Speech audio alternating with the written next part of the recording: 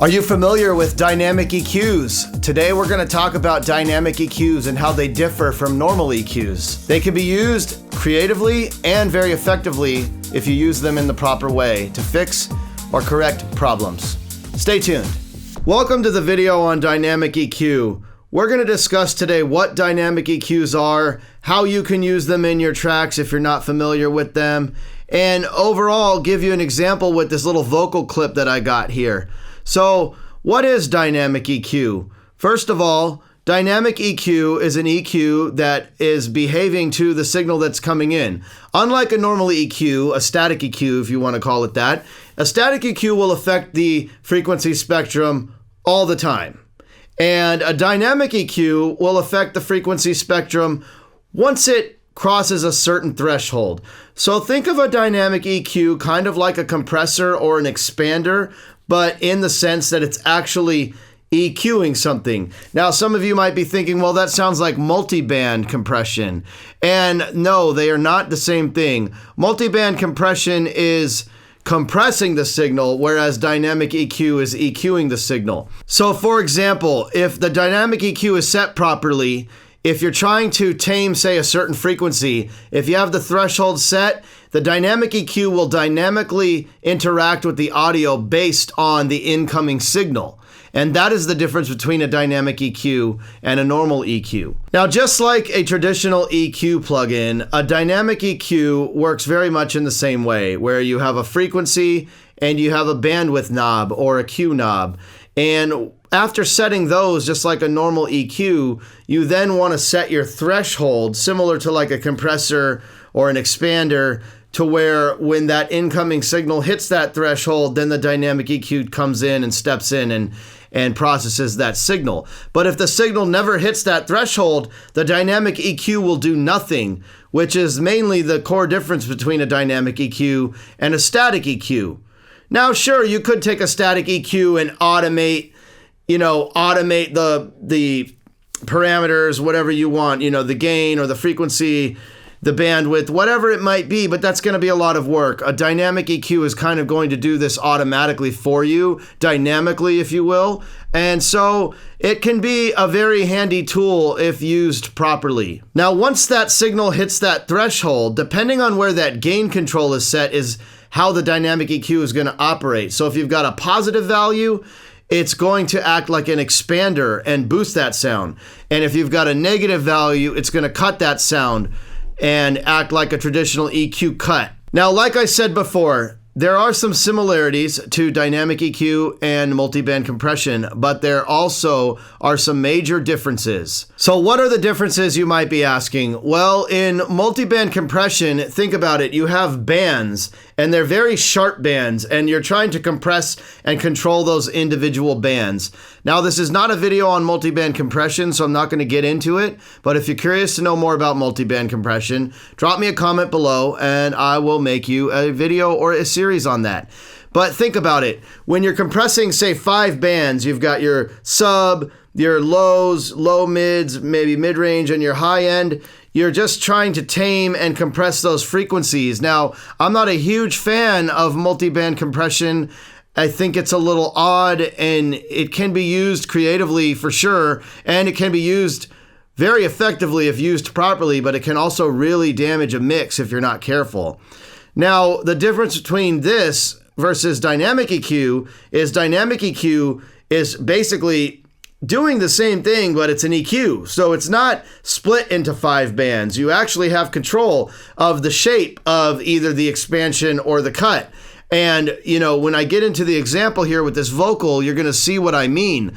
So if you're trying to cut down some frequencies that are just bothersome, but only appearing at a certain time, that is when a dynamic EQ can be very handy. Now, sure, you could automate a bypass of an EQ and turn it on and off at certain points, but that could sound a little bit more unnatural. This could give you a little bit more natural results and give you maybe a bit more effective of a touch. So let's talk about some examples you might use dynamic EQ for. Maybe you have, a resonance in, say, a snare. You say the drummer's playing and you've got this resonating snare that might only occur every so often. That would be a great example of when you might want to use a dynamic EQ.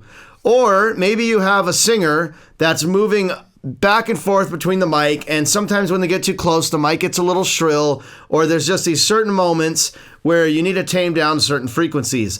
That's another good example of when to use a dynamic EQ. Another great example might be maybe you have a percussion player and they've got some really high-pitched percussion, but they only hit it on occasion. Sure, you might use automation in that case, but a dynamic EQ will dynamically change as that percussion player is playing. So maybe you try to put that on instead of trying to automate a bypass on an EQ.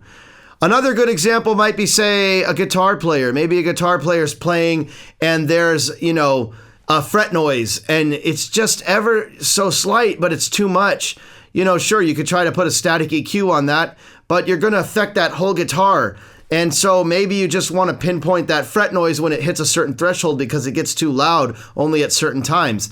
That'd be another good example of when to use a dynamic EQ. So you really just have to think about this logically, and you're not going to use dynamic EQ in every mix, but there are times when a dynamic EQ can be the right tool for the job. Okay, so I've got this Pro Q3 loaded up and I've got a basic vocal, and what I'm going to do is just play this for you without any EQ.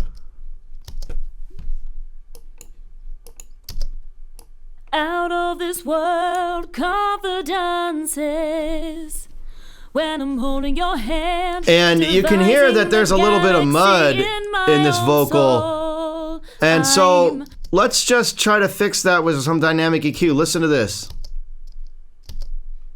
Out of this world confidences. Listen to that right there. I'm boosting. When I'm holding your hand, devising but we're going to cut that. Now, see, that's changing as she's positioning the mic, and that sounds very unnatural now. Out of this world but if I want to make this dynamic, I just need to turn this on. When I'm holding your and right now it's on auto, so I don't have the threshold because it's automatically working. This is my range. Bursting to expand. And so you can see the dynamic range here. Out of this world and I can turn this up. So I can literally leave this practically flat and let this thing automatically try to cut that when it feels it's necessary. Let's turn it off.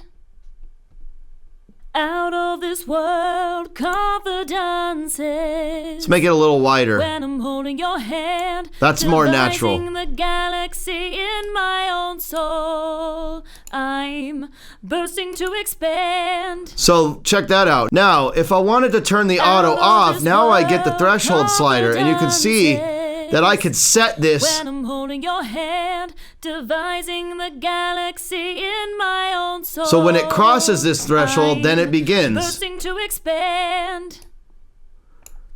Out of this world confidences. And let's bring the range up a little. When I'm holding your hand, devising the galaxy in my own soul. And let's do this with an expander here and say let's give it a little. Out of this world confidences.